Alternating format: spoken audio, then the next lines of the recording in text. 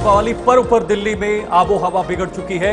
Delhi NCR समेत कई राज्यों में इस वक्त प्रदूषण बढ़ गया है। देखिए, दिल्ली के साथ साथ बाकी राज्यों में प्रदूषण का स्तर बढ़ गया है। दीपावली पर्व पर और दीपावली से पहले ही अभी आतिशबाजी होनी है। आज रात जिस तरह से अलग अलग राज्यों में जो आतिशबाजी होगी, तो यह अंदाजा कल सुबह लगेगा कि AQI पूरे देश के या दिल्ली के अंदर खासतौर पर कितना बढ़ जाएगा, दिल्ली में हवा कितनी प्रदूषित हो जाएगी और इसका खामियाजा सिर्फ और सिर्फ आम लोगों को भुगतना पड़ेगा। दिल्ली के अंदर कई सारे कदम उठाए गए हैं, फॉर्मूलाज बनाए गए हैं, लेकिन क्या उससे ये पॉल्यूशन, ये प्रदूषण में नियंत्रण देखा जाएगा, ये बड़ा सवाल है। जी बिल्कुल, देश भर में आज दीपावली हर्षोल्लास से मनाई जा रही है। देश की राष्ट्रीय राजधानी दिल्ली में सुबह से ही धुंध की परत छाई है और दिवाली के ज्यादातर इलाकों में हवा की गुणवत्ता बेहद खतरनाक श्रेणी में दर्ज की गई है। वायु गुणवत्ता सूचकांक 400 से पार पहुंच गया है और ये गंभीर श्रेणी में आता है। आज दिवाली के दिन ज्यादा पटाखे जलाने की उम्मीद है और इसके वजह से हवा में भी और ज्यादा खतरनाक जहर घुलने की भी संभावना है। बिल्कुल, देखिए, दीपावली का पर्व है और दिल्ली की हवा प्रदूषित ना हो, यह हो नहीं सकता। पहले भी कई बार हुआ है और इसको लेकर कदम तो उठा रही है सरकार, लेकिन प्रदूषण का नियंत्रण नहीं होगा। जी, वही दिल्ली में AQI 400 के पार है और दम घोटू हवा से बीमार होना पड़ रहा है। बीजेपी प्रवक्ता शिखा राय ने कहा है कि हर बार हिंदू त्योहारों पर ही आखिर क्यों ऐसा होता है, क्यों दिल्ली सरकार हिंदू त्योहारों को ही टारगेट कर रही है। तो इसको लेकर हमारे सहयोगी ताबिश कमाल की रिपोर्ट देखिए। दिल्ली की आबो हवा आज सुबह से ही खराब है, जबकि आज दिवाली का दिन है और ऐसे में अभी तक ना पटाखे फूटे हैं और ना ही दिल्ली के अंदर किसी तरह का कोई दिवाली का जश्न मनाया गया है। लेकिन उसके बावजूद भी AQI 400 के पार है। इस वक्त बीजेपी प्रवक्ता शिखा राय जी हमारे साथ हैं। मैडम, आज दिवाली है, सबसे पहले आपको दिवाली की बहुत बहुत शुभकामनाएं हमारे चैनल की तरफ से। लेकिन आज AQI 400 के पार है, अभी तो पटाखे भी नहीं हैं, अभी तो दिवाली आज लोग रात में सेलिब्रेट करेंगे, पटाखों पर प्रतिबंध है, उसके बावजूद भी AQI 400 के पार है।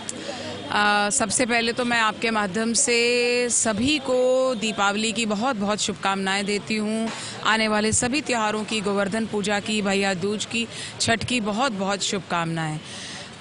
इस बार दीपावली वाकई ही बहुत ही ऐसे माहौल में मनाई जा रही है जब आगे ये समझ में नहीं आ रहा है कि इसके बाद इस हवा में सांस कैसे लेंगे। दिल्ली का जो वातावरण इस समय बन चुका है पॉल्यूशन के कारण, उसका कारण कोई दीपावली या पटाखे या कुछ और नहीं है, सीधा सीधा साफ तौर पे सरकार की लापरवाही है। अभी आज जब पटाखे अभी तक नहीं चले हैं, तब ये हाल है कि AQI 400 के पार हो चुका है। तो आप जानते हैं कि जो पंजाब में पराली जल रही है, जो और अन्य कारण दिल्ली में हो रहे हैं इस सारे प्रदूषण के, उनको रोकथाम नहीं की गई, इसलिए ऐसा हो गया कि अभी तक 400 के पार हो चुकी है। जाने कल के बाद, परसों के बाद क्या हाल होगा उन सभी लोगों का, बच्चों का, बुजुर्गों का, जिनको इस प्रदूषित हवा में सांस लेनी पड़ेगी।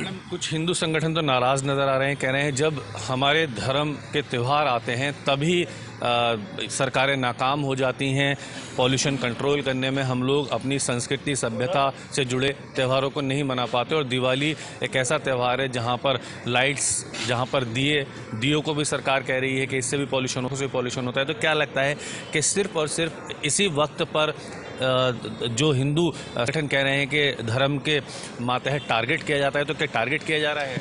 देखिए, धर्म और किसी भी त्योहारों के ऊपर कोई राजनीति नहीं होनी चाहिए, लेकिन ये जो केजरीवाल की सरकार है, ये हर बार दीपावली इन दिनों में, जबकि दिल्ली पूरी तरह से प्रदूषित हो चुकी होती है, क्योंकि उसके कारण पिछले 4-5 महीनों से चले आ रहे होते हैं जो उनको रोकने होते हैं, तो अंततः वो यहाँ आकर के रुक जाते हैं कि दीपावली पे न दिए जलाए जाएं, न पटाखे जलाए जाएं, जिसके कारण वातावरण दूषित होता है। ये मुझे लगता है कि शुद्ध रूप से उनके मन में कहीं ना कहीं किसी विशेष वर्ग को खुश करने के लिए वो इस त्योहार का उपयोग। तो चलिए, एक बड़ी खबर सामने आ रही है। बीजेपी ने श्रीनगर में 3 नवंबर से भाजपा के नेता विपक्ष का होगा चयन।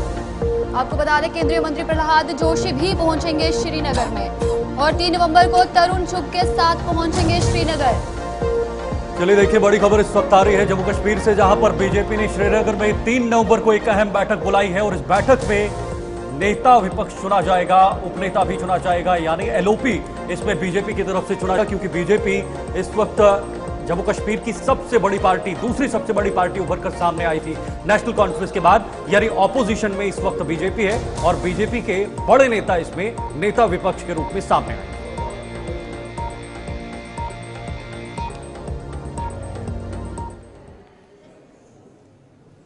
चलिए, न्यूज रूम लाइव में आज के लिए फिलहाल इतना ही। मुझे और मेरी सहयोगी को दीजिए इजाजत। नमस्कार।